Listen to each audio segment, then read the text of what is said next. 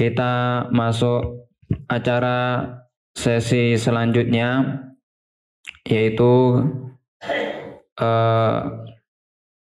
kajian tausiah bersama Ustadzuna Hafidz Mustafa Hafizahullahu Ta'ala, yang insya Allah dengan tema memandang bencana dari sudut pandang Islam. Kepada beliau waktu dan tempat kami persilakan. Fadhil. Bismillahirrahmanirrahim. Assalamualaikum warahmatullahi wabarakatuh. Alhamdulillahirabbil alamin wa bihi nasta'inu ala umuri dunya waddin wa asyhadu an la ilaha illallah wahdahu la syarikalah wa asyhadu anna Muhammadan abduhu wa rasuluh sallallahu wasallama wa baraka alaihi wa ala alihi wa sahbihi wa man ihtada bihadihi ila yaumiddin, amma ba'd. Para ikhwah lawan yang dirahmati oleh Allah Subhanahu wa taala, alhamdulillah dengan nikmat Allah Subhanahu wa taala kita bisa melanjutkan pembahasan kita, lanjutan dari apa yang telah kita bahas di siang hari tadi. Pada pertemuan kita di siang hari tadi kita telah menyebutkan beberapa contoh-contoh nyata dari sikap hikmah di dalam berdakwah. Kita ulangi sejenak. Yang pertama adalah kita menunjukkan akhlak Islam, akhlak yang indah, akhlak yang baik kepada mad'u, kepada orang-orang yang kita dakwahi. Dan tentunya tidak menyampingkan akidah. Karena sesungguhnya akidah dan akhlak itu beriringan. Kemudian yang kedua, apa tadi? Kita hendaknya memulai dakwah ini dari titik persamaan. Jangan mencari perbedaan terlebih dahulu. Kita cari persamaannya. Kita awali dakwah kita dari titik itu. Dan kita menekan perbedaan seminim mungkin. Selama kita ini bisa tampil sama dengan orang-orang yang lain, maka kita jangan tampil beda dengan mereka. Kemudian yang ketiga adalah hendaknya seorang dai itu memahami khilafiyah. Khilafiyah, ijtihadiyah, mu'tabarah. Pendapat-pendapat para ulama, perkara-perkara yang diperselisihkan oleh para ulama, dan itu adalah perselisihan yang berbobot. Dibangun di atas dalil, dibangun di atas ilmu. Supaya kita ini bisa menentukan sikap kita. Kapan kita bisa toleransi dan kapan kita bisa mengingkari. Kemudian yang keempat adalah kita menggunakan bahasa kaum. Kalau ada orang Jawa terjun di daerah bencana Jawa juga, insya Allah lebih mengena kalau antum menggunakan bahasa Jawa. Jenengan, monggo, Gusti Allah yang balas, misalnya kalimat-kalimat semacam itu lebih mengena, karena mereka akan menganggap bahwasanya antum adalah orang mereka juga, bagian dari mereka. Kemudian yang kelima adalah hendaknya kita mengenali perkara-perkara yang diagungkan, perkara-perkara yang dihormati oleh suatu kaum. Kaum-kaum tertentu, golongan-golongan tertentu, kelompok-kelompok tertentu biasanya memiliki sesuatu yang diagungkan, sesuatu yang dihormati. Nah, kalau kita sudah mengetahui maka hati-hati. Jangan buru-buru menyentuh permasalahan-permasalahan itu.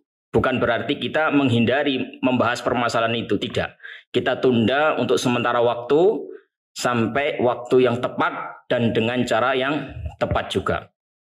Kemudian yang keenam adalah kita menggunakan metode muqaranah. Kalau kita merasa sudah waktunya atau harus menjelaskan sesuatu yang diperselisihkan dan kita meyakini suatu pendapat tertentu dan itu berbeda dengan pendapat masyarakat pada umumnya atau masyarakat yang kita hadapi saat itu, maka kita mengedepankan metode muqaranah, bukan doktrin.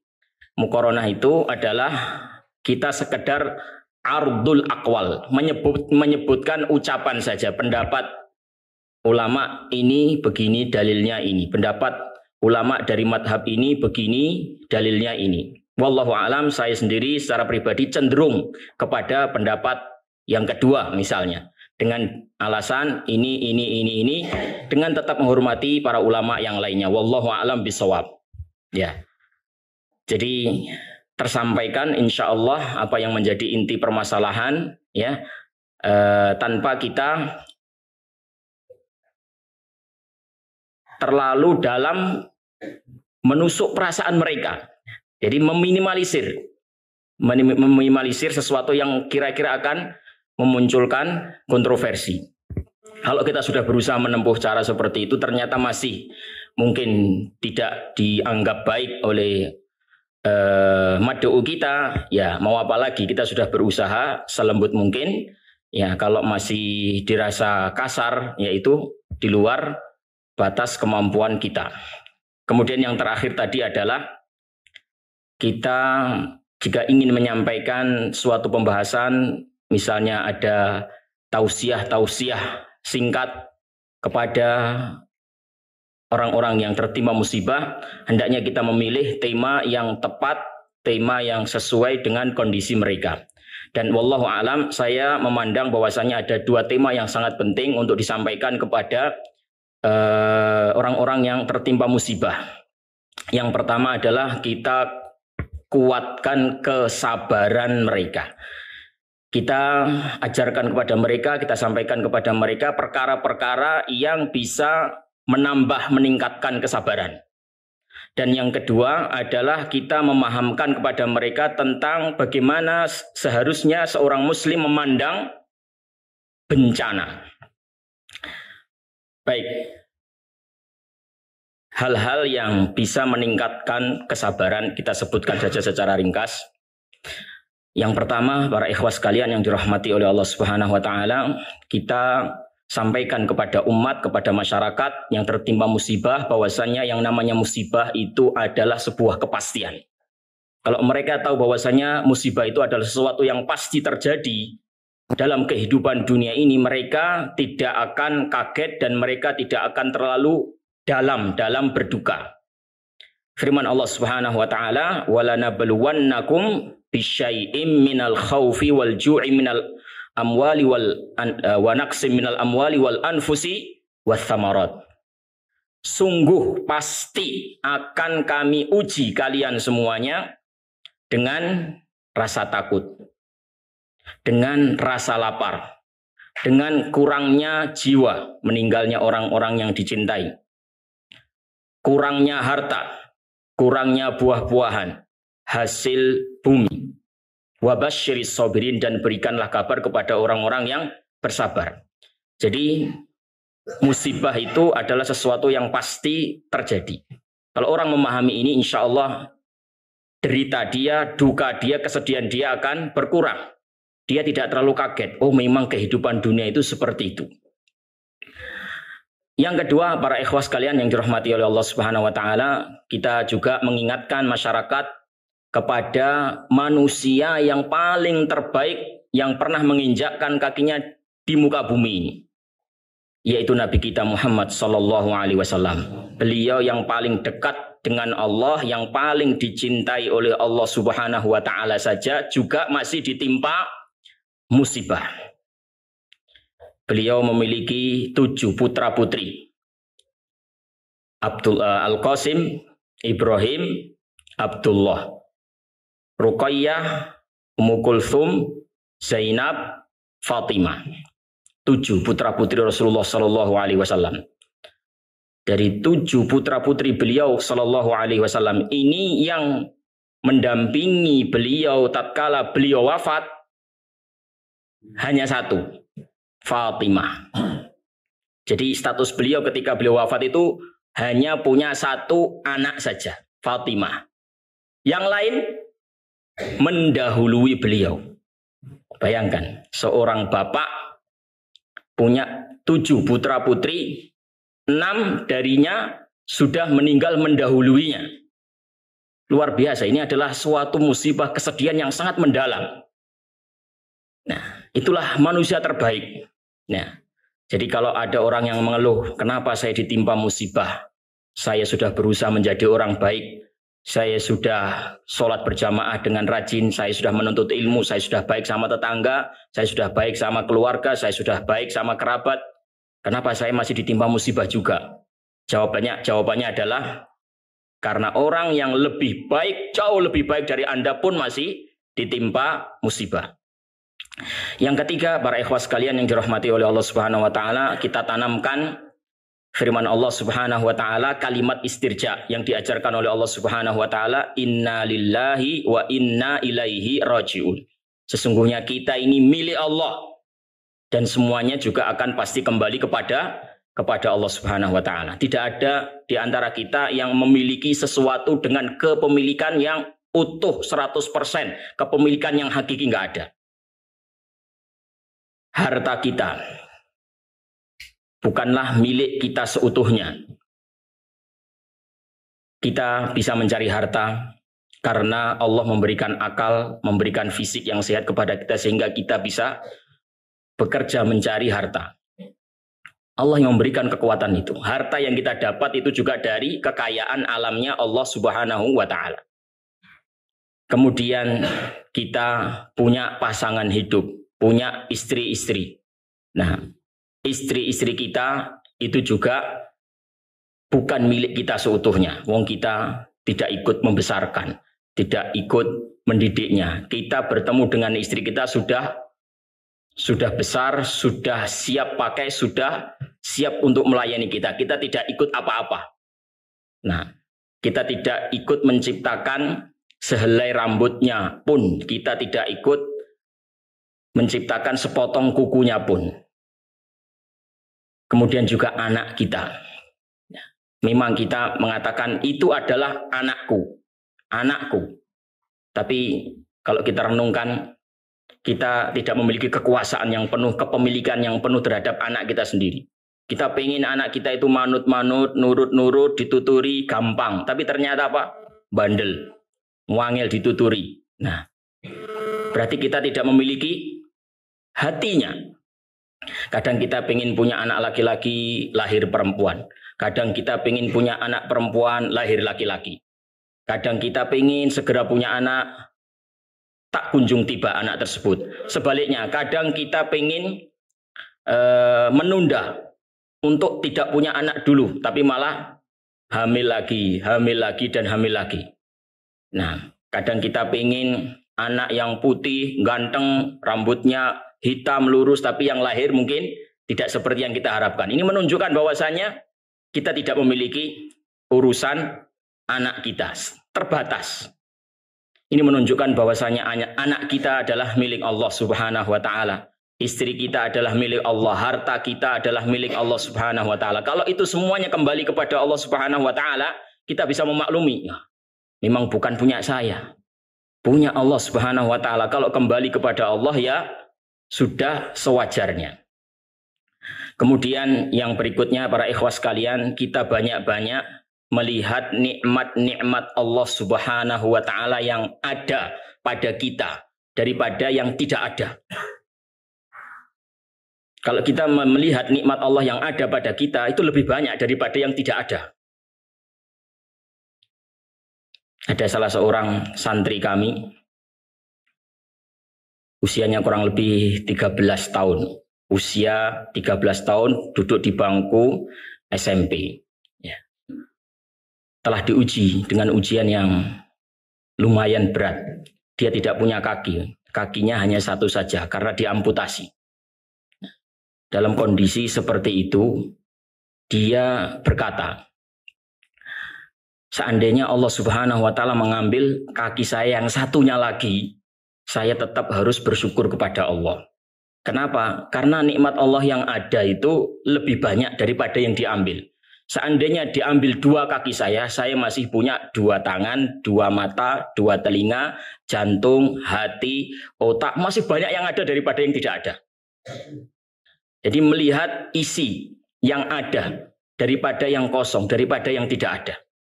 Kalau cara pandang kita semacam ini, maka musibah-musibah itu akan menjadi ringan.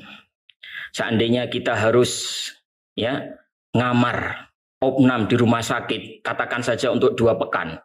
Kalau cara pandang kita seperti tadi, itu akan membuat kita ringan menerima musibah tersebut. Saya di rumah sakit cuma 2 pekan. Dan saya di rumah sehat bersama anak istri saya berpekan-pekan, berbulan-bulan, bertahun-tahun. Jadi masih kalau dibandingkan itu lebih banyak masa-masa sehat kita. Masa-masa kita di rumah sehat daripada di rumah sakit. Seandainya orang itu sudah menikah belasan tahun belum dikaruniai anak. Nah, kalau dia cara pandangnya seperti tadi juga akan ringan musibah itu. Alhamdulillah meskipun saya belum dikaruniai anak, tapi saya sudah dikaruniai banyak nikmat. Nikmat pasangan hidup, nikmat istri sudah, nikmat pekerjaan sudah, nikmat rumah sudah, nikmat organ tubuh alhamdulillah lengkap. Bapak, ibu saya masih hidup semuanya alhamdulillah lengkap. Nah, saya cuma belum diberi nikmat anak saja. Loh, masih banyak yang ada daripada yang tidak ada. Kemudian para ikhwas sekalian yang dirahmati Allah, yang berikutnya adalah kita hendaknya mengingatkan orang-orang yang kita hadapi dengan kehidupan akhirat. Dengan kehidupan akhirat. Khususnya adalah balasan yang Allah Subhanahu wa ta'ala berikan kepada mereka yang bersabar menghadapi musibah-musibah dunia.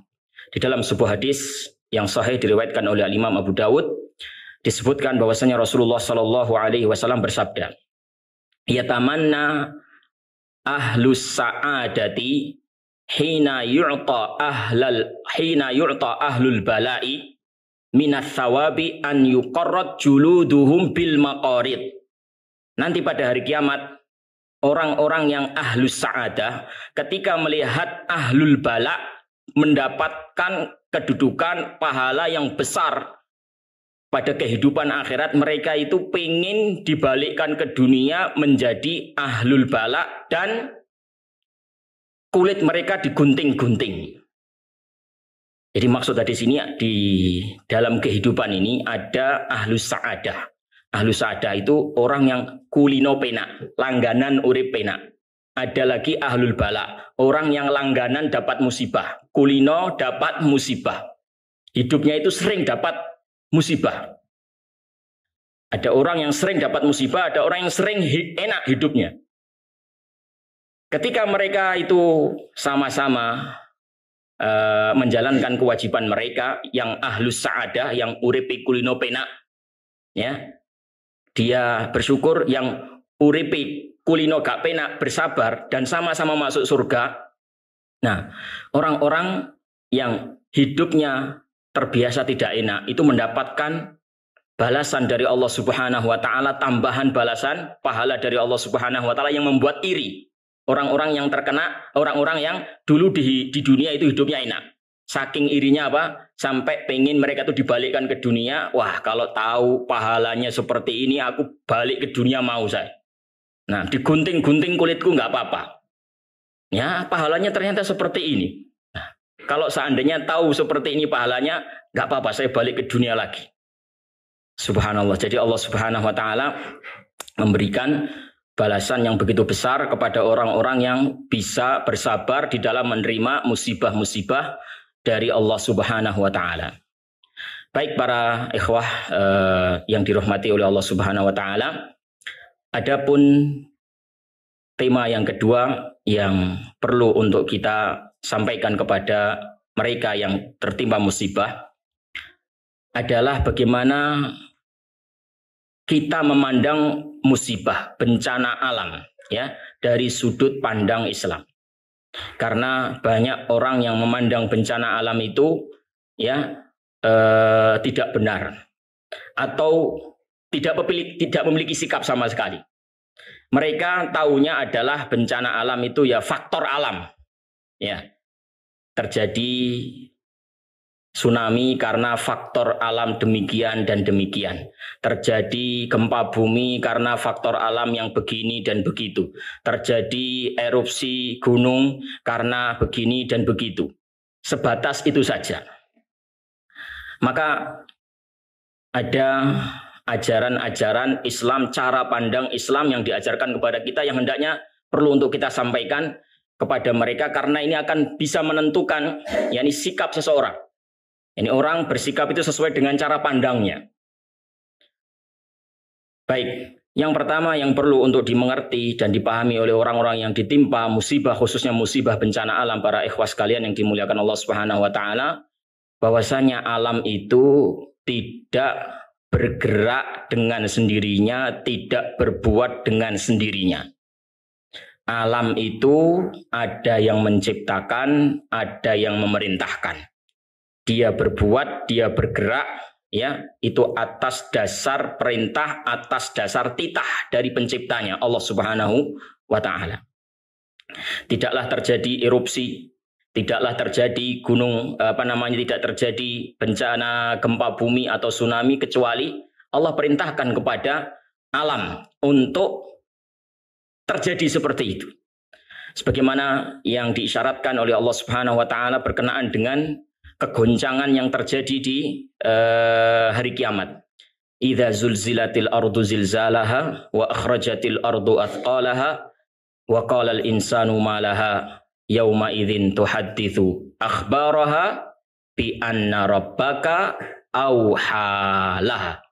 Ketika bumi diguncangkan dengan sedahsyat-dahsyatnya dan mengeluarkan semua yang ada di dalam perutnya, dan manusia pada saat itu bertanya, kenapa bumi seperti ini?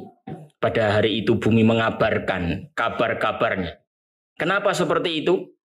Karena Rabbmu, hai Muhammad, telah mewahyukan bumi untuk seperti itu. Jadi dia tidak berbuat sendiri, tidak bergerak sendiri.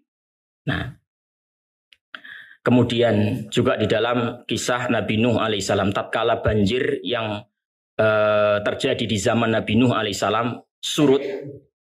Nah, Allah Subhanahu wa taala menyebutkan tentang surutnya banjir tersebut. Wa qila ya ardu bla'i ma'aki wa ya sama'u aqli'i. Difirmankan, diwahyukan kepada bumi, hai bumi, telanlah airmu, wahai langit, tahanlah airmu. Maka banjir pun surut. Jadi alam itu diperintah, ada yang memerintah, ada yang mencipta, ada yang memerintah, dia tidak bergerak dengan sendirinya. Allah Subhanahu wa taala yang mewahyukan alam untuk seperti itu. Nah, tanpa kita mengingkari sebab-sebab yang zahir. Ya, sebab-sebab yang zahir yang biasanya dijelaskan oleh BMKG. Ya, kita tidak mengingkari itu, ya. Tsunami itu terjadi karena apa? Pergeseran lempengan bumi misalnya. Nah, banjir itu karena mungkin serapan air tidak baik, kurang, dan seterusnya dan seterusnya. Curah hujan, ya, adanya curah hujan yang tinggi yang menyebabkan banjir, tanah longsor di sejumlah daerah. Nah, ini kita tidak mengingkari sebab-sebab yang zahir seperti itu, tapi kita tidak boleh lupa dengan sebab-sebab yang kita sebutkan tadi, yaitu bahwasanya mereka itu, alam itu adalah diperintah oleh Allah Subhanahu wa taala. Kemudian berikutnya para ikhwas sekalian yang dirahmati oleh Allah Subhanahu wa taala. Nah, ini yang mungkin yang perlu kita hati-hati menyampaikan. Allah Subhanahu wa taala ketika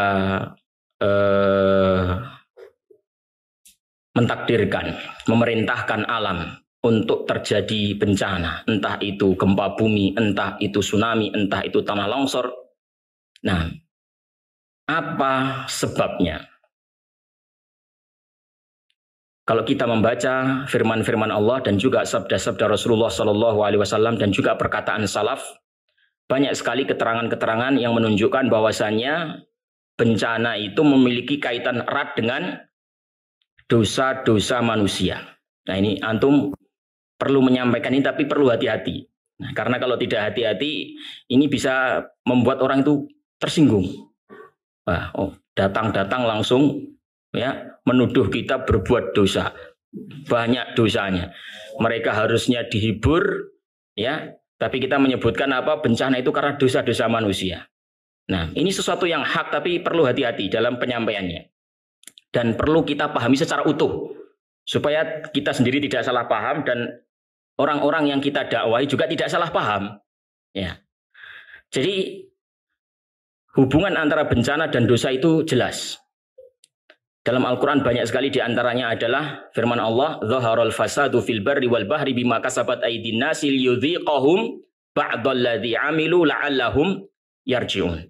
Telah nampak kerusakan di darat dan juga di laut disebabkan ulah tangan manusia. Supaya Allah Subhanahu wa taala membuat manusia itu merasakan sebagian akibat dari perbuatan mereka dan supaya mereka kembali. Wa ma asabakum min musibatin fabima kasabat aydikum wa ya'fu an katsir.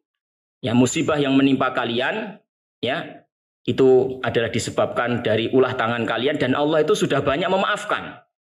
Allah sudah banyak memaafkan. Sahabat yang mulia Ali bin Abi Thalib radhiyallahu taala juga mengatakan, "Ma nazalal bala illa bidzambin wa ma rufi'a illa bitaubah." Tidaklah turun sebuah bencana bala kecuali dengan dosa dan tidaklah diangkat bala itu kecuali dengan taubat. Nah, jadi ini perlu untuk kita tanamkan. Akan tetapi kita juga perlu tahu bahwasannya walaupun bencana itu memiliki kaitan erat dengan dosa-dosa manusia, bukan berarti berat dan ringannya musibah yang menimpa seseorang itu berbanding lurus dengan dosa berat atau ringannya dosa dia. Bisa dipahami ya? Ya. Jadi ketika kita misalnya datang di lokasi bencana, ada orang yang tertimpa bencana begitu parah, rumahnya rusak berat, ya musibah yang mengenai dia begitu berat, dia terluka parah, kemudian keluarganya meninggal semuanya. Nah, kita jangan langsung memiliki persepsi bahwasanya orang ini musibahnya paling parah, berarti ini dosanya paling akeh, dosanya paling akeh. Nah, orang ini selamat, berarti dia orang soleh. Atau dia dosanya sedikit. Nah, enggak seperti itu. Walaupun bencana itu ya terjadi karena dosa-dosa manusia, tapi tidak berbanding lurus. Yani berat atau ringannya musibah yang diterima oleh seseorang itu tidak berbanding lurus dengan ringan atau beratnya dosa dia. Karena terkadang para ikhwas sekalian, Allah Subhanahu wa taala itu menimpakan musibah kepada orang yang soleh. Orang yang soleh dapat musibah berat. Ketika terjadi bencana alam, dia kena musibah bencana alam itu berat sekali. Dan sebaliknya bisa jadi ada orang yang tukang maksiat, orang yang durhaka, tapi dia baik-baik saja, selamat-selamat saja. Nah, Allah memiliki hikmah tertentu, memiliki rahasia tertentu. Kenapa seperti itu? Yang dijelaskan oleh para ulama, ya, kenapa terkadang kita melihat pelaku maksiat itu selamat. Padahal, ya, kalau kita berpikir pendek, bencana disebabkan dosa manusia, berarti semakin banyak dosanya kan semakin parah musibahnya. Tapi terkadang kita temui orang yang pelaku maksiat selamat. Di antara hikmahnya adalah ya untuk menguji manusia. Ini terkadang pelaku maksiat selamat, baik-baik saja, sehat walafiat, itu adalah untuk menguji manusia. Nah, jadi sebab kalau setiap orang yang berbuat maksiat itu dibayar kontan oleh Allah Subhanahu wa taala, nah, maka tidak ada ujian bagi manusia dan manusia itu akan takut, dia akan meninggalkan dosa, tidak ada ujian lagi bagi dia. Misal, orang meninggalkan sholat, langsung disambar petir. Nah, orang yang korupsi langsung tangannya buntung. Orang yang zina langsung kemaluannya hilang. Misalnya, dibayar kontan langsung. Nah, orang akan berhenti dari maksiat, tidak ada ujian. Wedi kesambar petir. Nah, maka di antara hikmah Allah Subhanahu wa taala adalah terkadang Allah Subhanahu wa taala membiarkan. Tidak memberikan musibah kepada pelaku maksiat supaya ini menjadi ujian bagi manusia. Hikmah yang lain atau rahasia yang lain, mungkin Allah Subhanahu wa taala ingin menunda ya nanti di satu saat, entah di dunia, entah musibah nanti di dunia atau musibah di akhirat, azab di akhirat. Adapun orang-orang yang soleh, orang yang taat, orang yang baik ya menjadi korban bencana alam ya, Maka ini sebagaimana yang disebutkan oleh Rasulullah Shallallahu Alaihi Wasallam tatkala ditanya oleh istri beliau Ummu Salamah radhiyallahu taala anha dalam sebuah hadis yang diriwayatkan oleh Imam Ahmad, Rasulullah Shallallahu Alaihi Wasallam bersabda, "Idza dhaharatil ma'asi fi ummati ammahumullahu bi'adzabin min indihi." Apabila telah merajalela suatu kemaksiatan di tengah-tengah umatku, maka Allah Subhanahu wa taala akan meratakan azab. Maksudnya meratakan azab adalah tidak mengenai orang-orang yang durhaka, maksiat saja, tapi orang yang soleh pun kadang juga terkena. Ummu Salamah berkata, "Ama fihim unasun solihun." Bukankah di tengah-tengah mereka itu ada orang yang taat, orang-orang yang soleh juga ya Rasulullah? Nah, qala bala, iya. Lah terus ma fa'ala haula, apa yang dilakukan oleh orang-orang soleh sehingga mereka kena musibah itu, kena bencana itu? Nah, dijelaskan oleh Rasulullah Shallallahu Alaihi Wasallam, na'am asobahum ma asoban nas summa yasiruna ila rahmatin minallahi wa ridwanihi. Iya, mereka ya ditimpa seperti sesuatu yang menimpa umumnya manusia. Mereka terkena bencana juga, musibah juga sebagaimana umumnya manusia yang lain. Akan tetapi nasibnya nanti di akhirat itu berbeda. Ya, mereka kembali kepada ampunan Allah dan keridhoannya. Jadi kita hanya bisa menghukumi secara umum bahwasanya bencana itu berkaitan dengan dosa-dosa manusia, tapi secara person-personnya kita tidak bisa menghukumi. Oh, iki dosanya akeh, musibahi paling berat, dosanya paling akeh. Nggak bisa kita menghukumi. Karena Allah Subhanahu wa taala punya perhitungan sendiri. Ya, Allah Subhanahu wa taala punya perhitungan sendiri. Maka antum jangan memiliki anggapan yang jelek langsung kepada orang yang tertimpa musibah. Ya, bisa jadi dia adalah orang soleh, lebih soleh daripada kita. Ya, tapi memang Allah Subhanahu wa taala dengan hikmahnya ingin mengistirahatkan dia dari beban-beban kehidupan dunia supaya dia cepat beristirahat menuju ampunan dan keridhaan Allah Subhanahu wa taala. Jadi kita nggak bisa memukul langsung manusia, memvonis manusia ini banyak dosanya, ya, ini ringan dosanya. Nah, itu tidak bisa.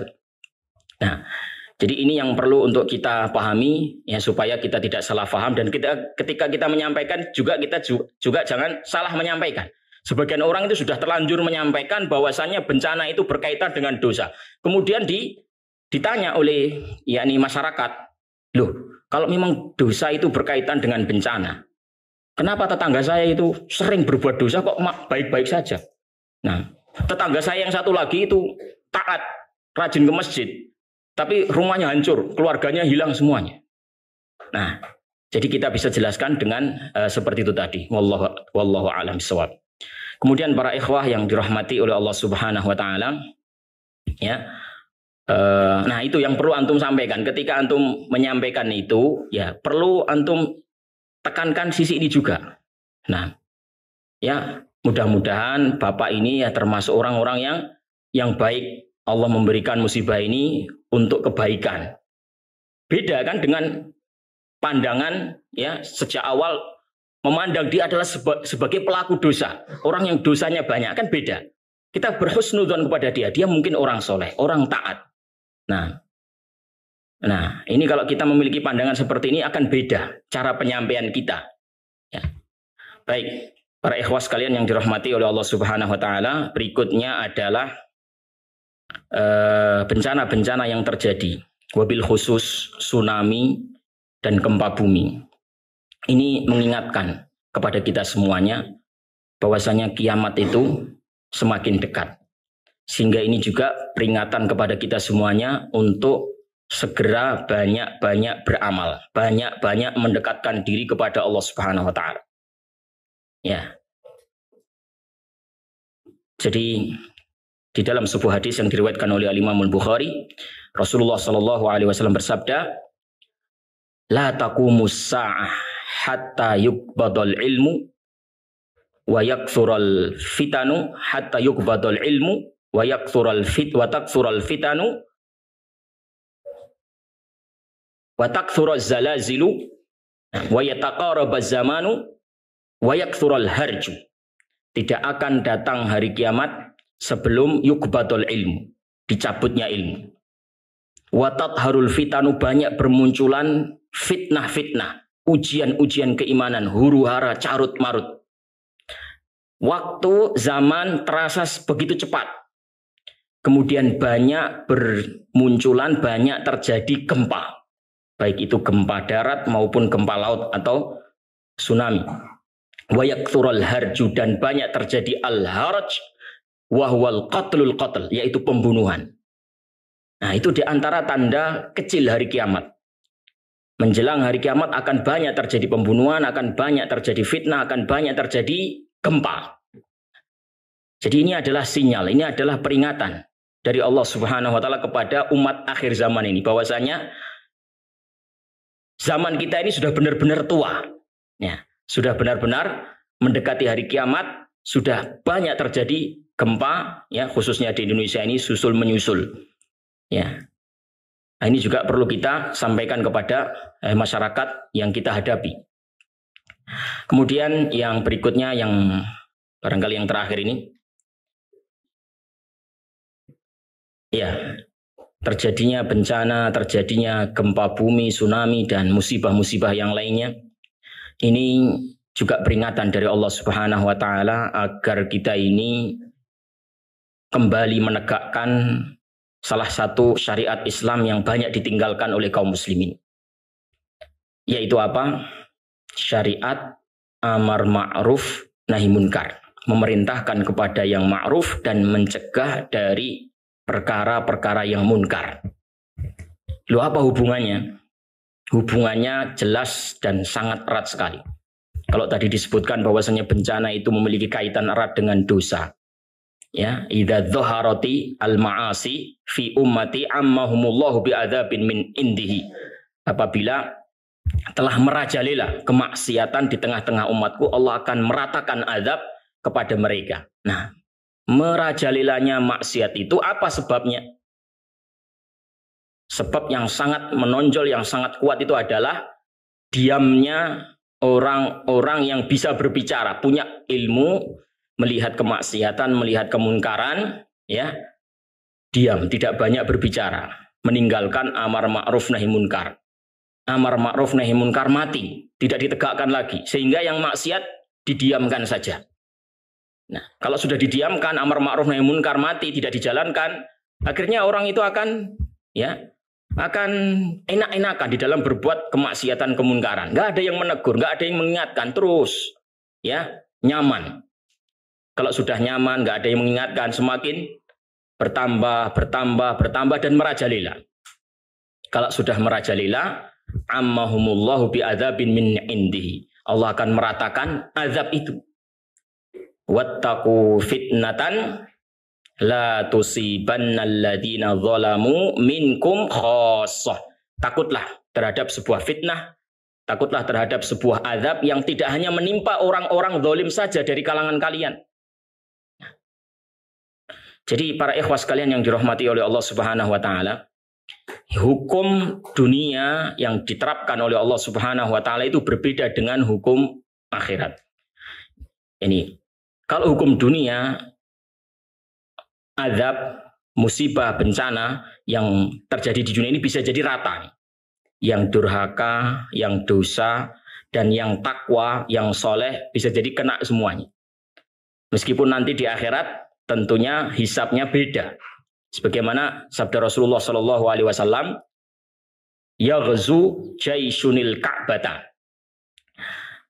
Dulu pasukan bergajah hendak menyerang Ka'bah. Falamma kanu bil baida yukhsaf bi awwalihim ila akhirin. Ketika mereka hendak sampai di Ka'bah itu, di sebuah padang pasir yang luas mendekati Ka'bah, tiba-tiba Allah Subhanahu wa taala membenamkan mereka mulai dari awal sampai akhir. Aisyah radhiyallahu taala anha mendengar kisah ini bertanya kepada Rasulullah, "Ya Rasulullah, yukhsafu bi awwalihim ila akhirihim.